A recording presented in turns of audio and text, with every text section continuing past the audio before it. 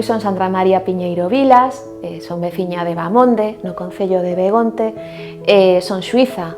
Actualmente son a presidenta da Audiencia Provincial de Lugo, dende xullo de 2025. En Bamonde está a casa familiar, é a casa da miña infancia, das vacacións de verán, das festas, das reunións familiares. Dende que teño 13 anos, que meu pai se xubilou, é o meu fogar. Sabía que quería estudar, parecíame que era unha forma de poder facer unha achega para transformar o mundo e construir un mundo mellor. A min gústame moito o contacto coa xente, o acceso a diversas realidades, incluso descoñecidas para min, e o feito de que as miñas decisións están orientadas a impartir xustiza. En boa parte, a miña rutina diaria está condicionada polo traballo, como lle pasa a todo o mundo. Compatibilizo coa atención da miña nai, xa ten unha idade e necesita atencións e coidados. Despois desplazome o meu traballo, hai días nos que celebramos xuízos, son xuízos penais, porque eu estou adscrita á xurisdicción penal, que é a que impón penas para as persoas que cometen delitos. No caso das audiencias provinciais son os delitos máis graves que se cometen, aqueles que levan aparelladas penas superiores a 5 anos de prisión. Maioritariamente, hoxe en día, a xudicatura está exercida por mulleres, aínda que a incorporación nosa á carreira xudicial foi tardía. Nas instancias máis elevadas, onde se exercen os maiores poderes, a presencia é maioritariamente masculina.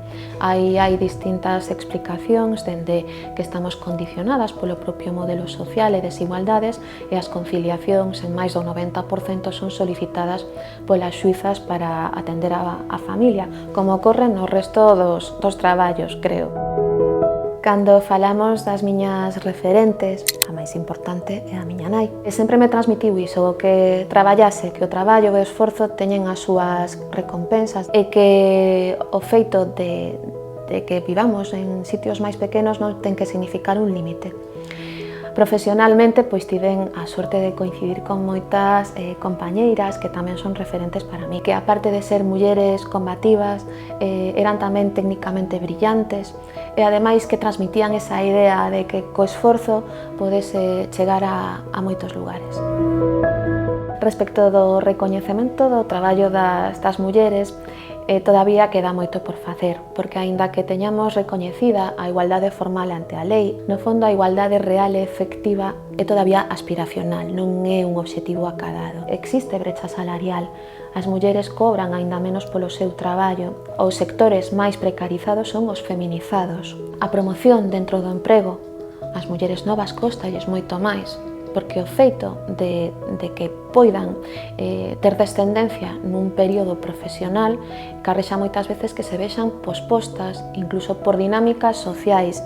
De aí a importancia desa obriga para todos os poderes públicos de adoptar medidas para remover esas desigualdades estruturais. Para avanzar cara á igualdade, pois creo que estamos no camiño correcto. Eu vexo as rapazas que teñen xa unha visión máis avanzada da que había na miña xeración, reivindicativas tamén no seu papel de cara ao futuro, e iso faime crer que estamos avanzando positivamente.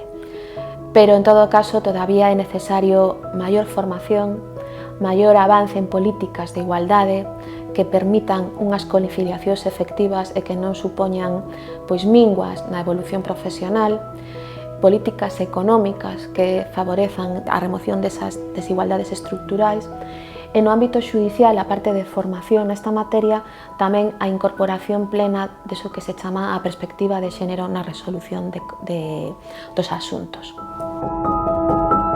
Para min, 8 de marzo combina dous factores. Por unha parte, memoria de todas as que estiveron antes ca nós, que loitaron pola igualdade, responsabilidade coas xeracións futuras, coas rapazas, coas nenas que hai hoxe en día, para intentar que cando lles toque a elas desenvolverse como mulleres adultas, atopen unha sociedade máis igualitaria e, en consecuencia, máis xusta, porque diso vai a igualdade de xénero, de xustiza. O papel da xustiza na defensa dos dereitos das mulleres é fundamental. No caso da violencia sexual, creo que había estudos que cifraban por enriba do 89% os asuntos que non chegaban aos xulgados.